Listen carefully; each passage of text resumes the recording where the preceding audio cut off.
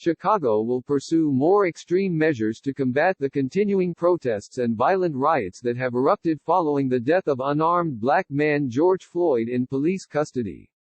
Thousands of protesters turned out across the Windy City on Saturday night, gathering on the Loop and other downtown areas to demonstrate against police brutality. Hundreds sat or took a knee on Lake Shore Drive as they moved toward the river. Chicago Police Superintendent David Brown told reporters that Saturday night's riot resulted in 240 arrests, with 6 people shot and 1 dead after a verbal exchange escalated to gunfire.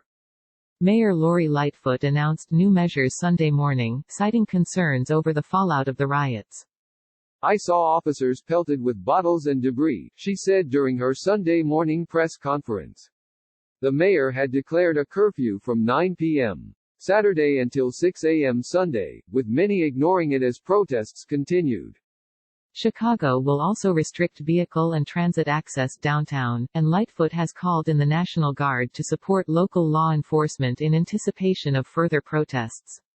The city will also suspend its downtown public transit to discourage protesters' ability to gather, according to Fox 32 Chicago. The city curfew will remain in effect on Sunday night. The CPD initially attempted to stamp down protest efforts by raising several of the bridges connecting the downtown areas so that protesters could not cross. The bridges remained raised on Sunday morning. Not all was doom and gloom on Sunday morning.